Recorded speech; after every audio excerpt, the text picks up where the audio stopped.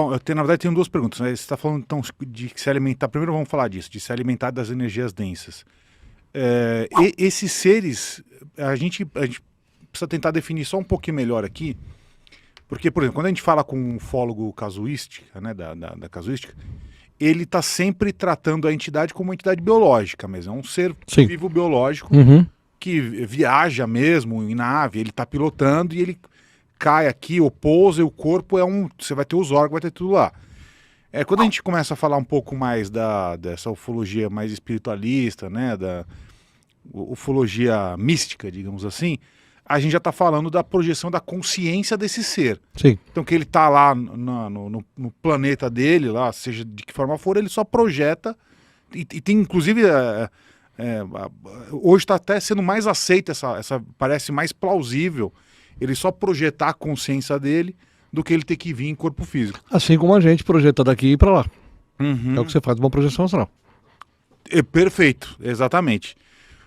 Quando você está falando desses seres que são esses vampiros energéticos, que eles sugam energia densa, você está falando o quê? Você está falando que tem lá um reptiliano draconiano num corpo com uma característica visual humana, mas ele está lá em carne e osso físico se alimentando disso, ou que ele é uma entidade espiritual projetada e sugando essa energia? Você tem os dois casos.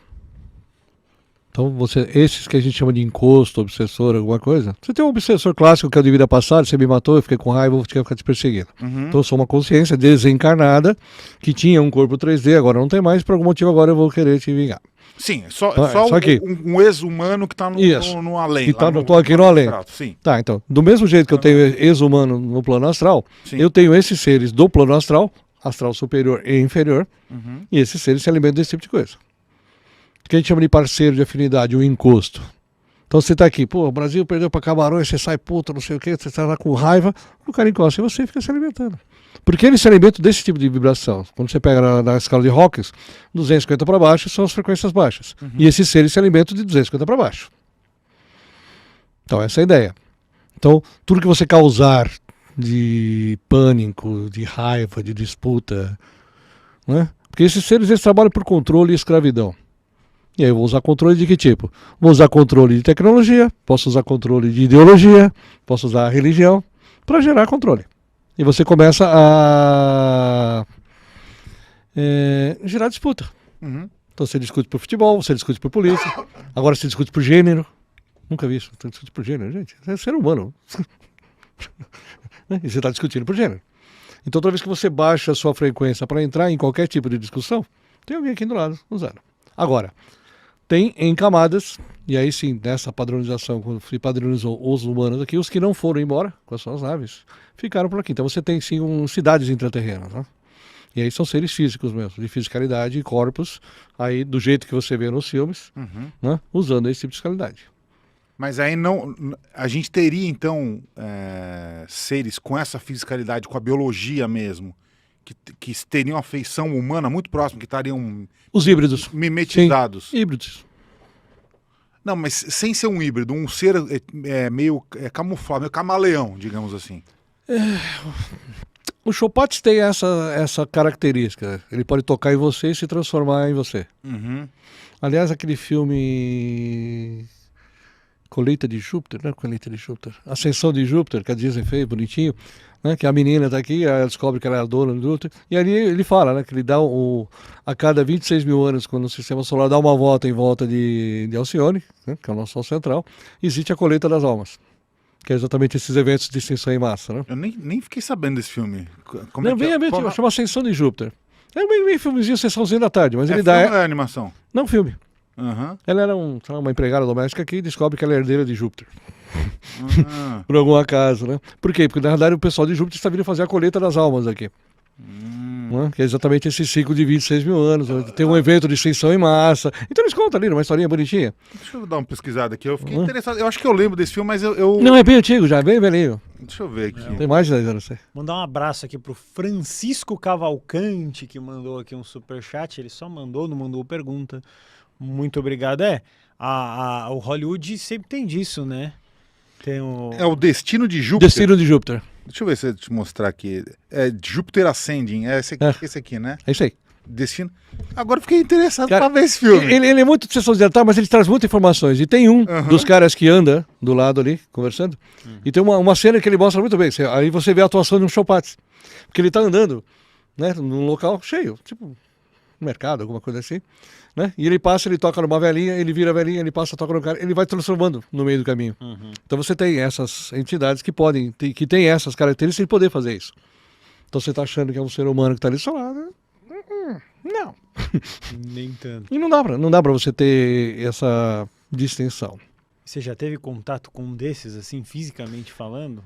Olha, eu tive uma vez que eu tava num barco aqui, num barzinho aqui em São Paulo, né? Eu tava justamente com a minha captadora, na época, e eu tava sentado numa mesa. Cara, eu olhei pra cara da menina, mas o olho dela assim, cara, eu falei, não. Parecia um olho de lagarto mesmo, né? E eu falei, Ana, dá uma olhada vamos embora daqui. Então, ali, né, a sensação que eu tinha da vibração energética da pessoa, mas você vê que ela tinha a pupila dela mesmo, mudava, né? Não é que era uma lente, não, ela dava aquela mudada na pupila e uma energia assim, extremamente densa. Falei, cara, não vou ficar aqui não. Foi embora. Fui embora. Então, assim, tem uma vibração muito baixa ali. Você achou que era o quê? Cara, Num chute. Não dá, porque assim, Reptiliano. pelo tipo, é que reptiliano, nós estamos falando de 187 raças, né, que a gente chama de reptilianos, mas você tem várias diferenças entre eles. O mais clássicozão, né, escamão, não sei o que, é bonitão, mas é o padrão aí. Mas você vê que o tipo de pupila, né, tem essa mudança. E aí você... Então, assim, pode ter aqui em cima? Pode. Você pode ter infiltrados? Pode. Você tem intraterrenos? Tem. É que a ufologia, né? Vamos falar da ufologia clássica, vamos trazer fisicamente. O grande problema é que toda vez que cai alguma coisa, o abafo é tão grande que até você conseguir juntar uma informação para divulgar, o pessoal já levou tudo embora. Né? Pra você ver que aqui de Varginha, fui para Alcântara, e de Alcântara direto na área 51. Levaram tudo embora. Tudo que acharam aqui. Então, hoje, né, é mais fácil, porque em qualquer lugar que você está, você tem um celular na mão, né? Então, assim, em algum momento, alguém vai meter uma transmissão ao vivo, no meio da rua, e você não vai ter que sumir com o filme. Você tem um monte de gente filmando. Então, essa preparação que eles já estão fazendo, nessa de colocar a câmera, né, na ISS apontando para a Terra, para você ver essas aves entrando e saindo. E você botar um monte de rover, tem vida aqui sim, achei uma plantinha, achei um galinho. Tem. Então, assim, você está mostrando que sim, tem vida, já houve vida nos lugares, você tem provas físicas e existências anteriores, então você começa a mudar um pouco o curso da história. Vamos falar de Brasil, que é um país civilizatório, você vê que numa geração aqui, hoje, se você pegar, vamos pegar aí 20 anos de idade, que é uma idade que você já está adulto. Se você pegar 100 pessoas, cara, eu falo pra você que 50 não tem religião. Fácil. Já estuda espiritualidade, já vai estudar energia, está estudando cristais, chakra, alguma coisa, mas não se prende, estudam. Mais até do que aquele que pega um livro só e fica fixo em cima daquilo, achando que aquilo é a verdade absoluta. Não, elas estão procurando informações. Justamente por ter mais acesso à informação, te permite estudar tudo isso. E se você for comparar os estudos de todas as religiões, você vê que o caminho é sempre o mesmo. Alguém veio, passou uma informação. Tá, então eu tô aqui na América do Norte, tem lá o Pacavotan, né, um Maia galáctico. Então, ele é um Maia, mas é um Maia mais galáctico, ou seja, da primeira raça que criou os Maias ali. Então o Pacavotan é um dos primeiros ali. Então você tem aquele que chegou e trouxe aquela informação aqui. E se você olhar toda a religião, tem alguém que se chama de Deus ou alguma coisa, uma referência, que é o que nos criou, o que nos colonizou, o que nos deu vida, os que não suportam, e eu sirvo. É isso, essa subserviência a um deuses, né, já vem desde o início. E se você for pegar qualquer origem, vai lá para o islamismo, você vai lá para o hinduísmo, todas elas têm a mesma estrutura. Sempre tem um deus, ou mais deuses, e você sempre tem uma estrutura dali para baixo de subserviência, aquela energia.